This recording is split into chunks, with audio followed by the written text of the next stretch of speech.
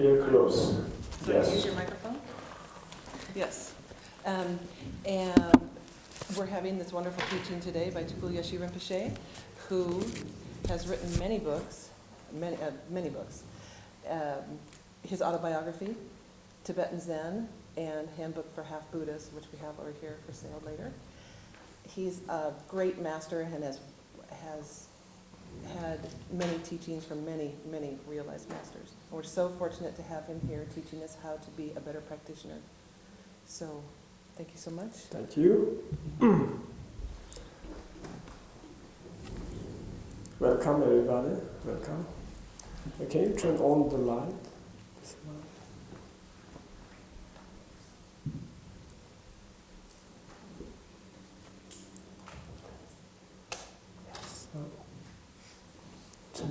Excuse me.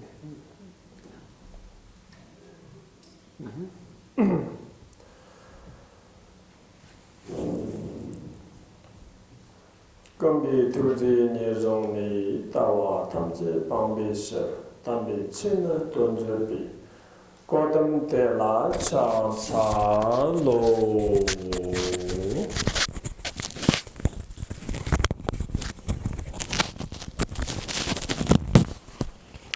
Lai ke dang lo dang lo jen ke dum da da me ke nam dang do agen je danam cha cham tham che ka de da ki che ton do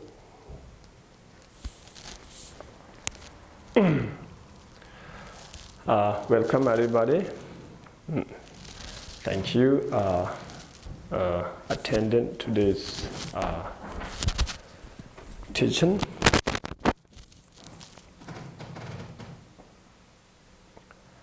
I think many of you, have been practiced Tibetan Buddhism for many years, maybe 30 years, 20, 10, 15, like 7, 3.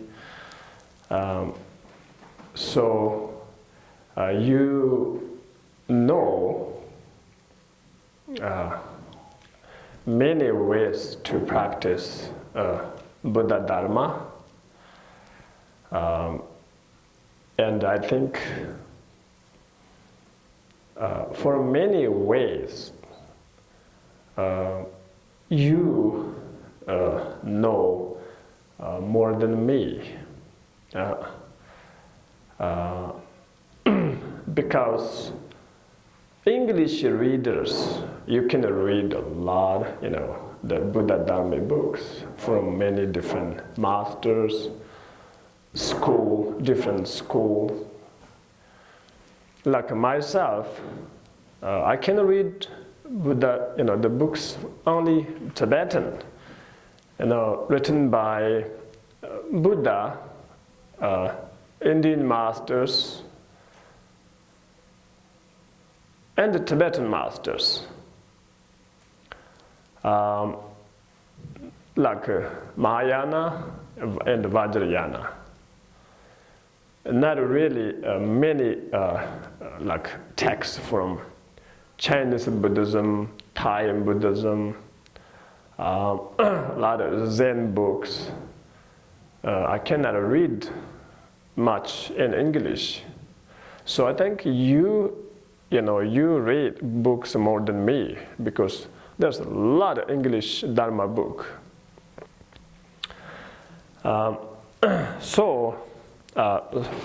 For many way, you understand Dharma more than me. I know. But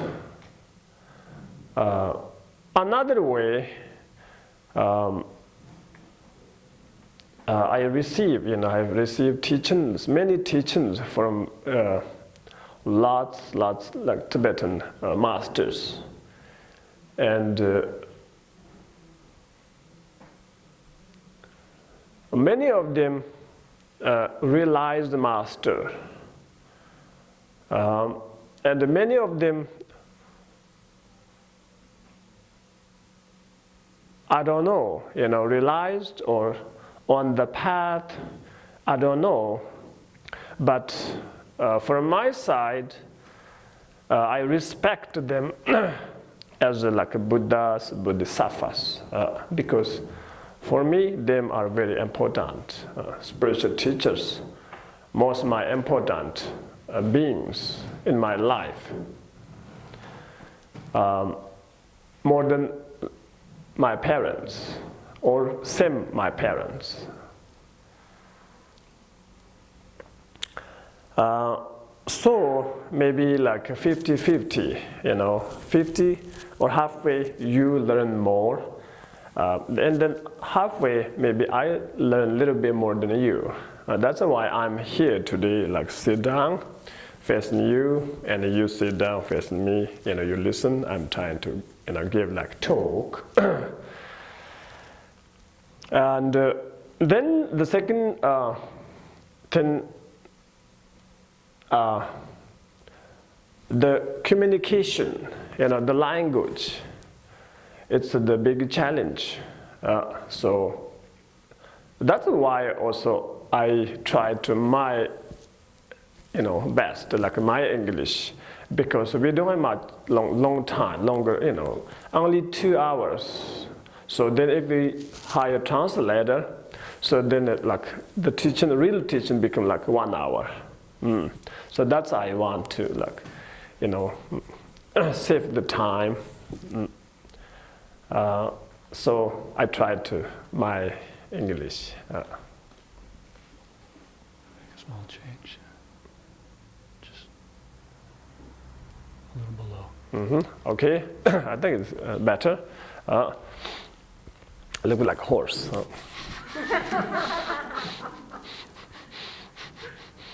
I know.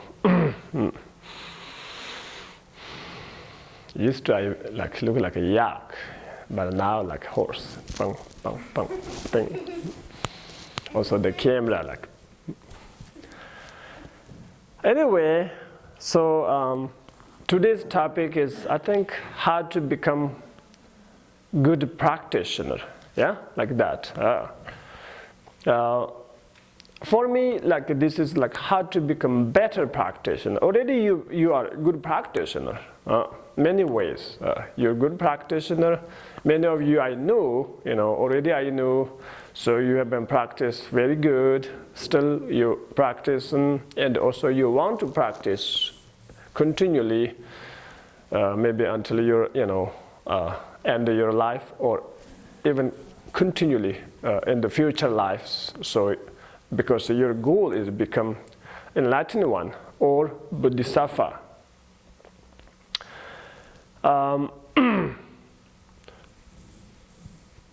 So like we practice Tibetan Buddhism, Mahayana Buddhism. So we have to learn, we have to practice what the Mahayana, the Buddha who gave the Mahayana teaching, and who gave the Vajrayana teaching. So we should follow his instructions, and also those masters, lineage masters, who gave teaching about Mahayana and Vajrayana. So like almost I think a year ago, I thought we need very good text practice, for practice. We need good text, like small book, very important books. Very important, but it's small. Yes, we have a lot of books about generosity, the Avalokiteshvara, and we have book about aspiration Samanta Bhadra, but still we need combination.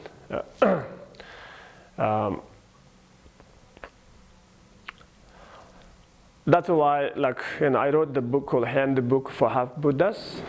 I told people, after you read this book, if this book makes sense, then Tibetan Buddhism, the Vajrayana Buddhism, can help your practice. If this book doesn't make any sense, Then you should study more before you practice Tibetan Buddhism. Because you have to know how to practice Tibetan Buddhism. I know many Westerners, Americans, like half and half. Oh, I want, but this one I don't want. I want only this one. Like a Wundu practice, preliminary practice, there's like 4 steps practice. Guru Yoga, maybe like a mandala, Vajrasattva, prostrations. And some they think, oh, Guru Yoga is too much. I don't want to practice Guru Yoga. I don't want to visualize my gurus as a Buddha. No, I don't want it. I want only like Vajrasattva, visualize Vajrasattva. I don't want to practice Guru Yoga like that. I don't want to do the prostrations, only mandala. Look, this means half and half.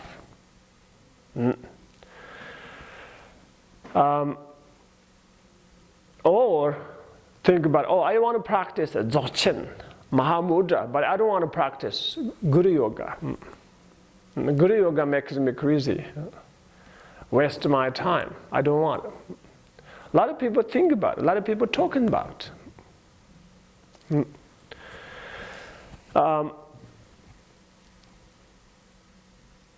This is not a real practice, okay? Not a fully practice. This is like broken practice. I can say. Like a body, you need a head, you need 2 arms, you need 2 legs and 2 feet. Someone say, I don't want to practice Guru Yoga. I want to practice like Vajrasattva means, I don't want my head. I don't want my head. I want my knee, my neck. I don't want my head. Because Guru Yoga is the head of the practice. Tantric Buddhism. Guru Yoga is the head or the eyes or the heart.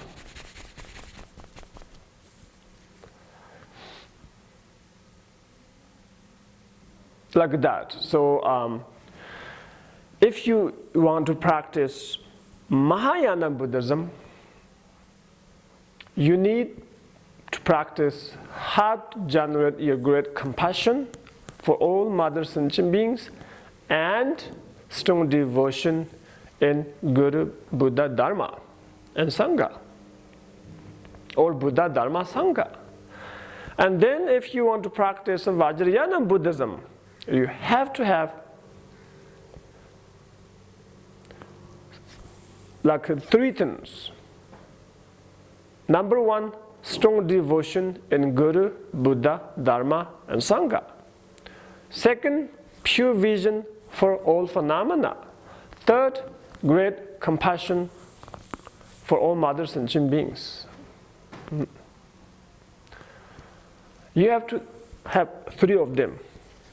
Otherwise, you never successful. You never succeed. You never, become Bodhisattva or Buddha.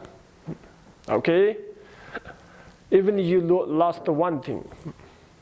If you lost maybe great compassion, all mother sentient beings, maybe you lost the Guru Yoga, maybe you lost pure vision. Maybe you have nothing.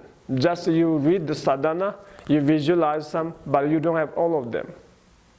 You can ask yourself, do I have great compassion for all mother sentient beings? As my son, my daughter?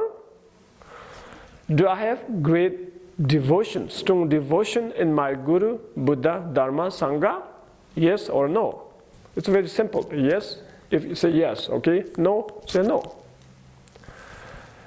Do I have pure vision for all phenomena? This time the pure vision means each time when you saw the form, the beings, visualize all of them like dakas and dakinis. Each time when you hear the noise, voice, sounds, visualize the tantric mantra, the mantra song. Each time when you have thoughts, the thoughts should become like rigpa or awareness, like wisdom, primordial wisdom. So if you have these three pure visions, say yes. If you don't have, say no. Okay? These three things make you tantric practitioner. Tantric practitioner. If you don't have them, you're not tantric practitioner. Same thing.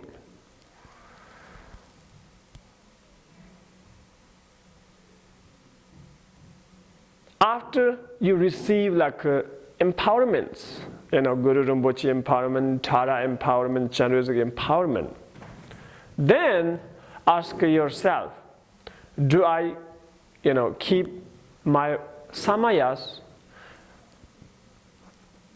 Yes or no? Do I know the samayas? Yes or no? If you don't know, say, I don't know. Samayas, After you receive like generous empowerment, there's the samayas, there's the vows, which you can do, which you should avoid.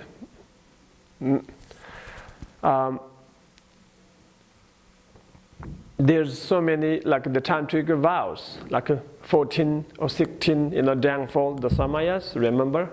Those. Do I know all of them? Yes, no. Do I know half of them? Yes or no? The 14 Dangfalls. Do I know one of them? Yes or no? Tell yourself. If you don't know, say, no, I don't know. Yep.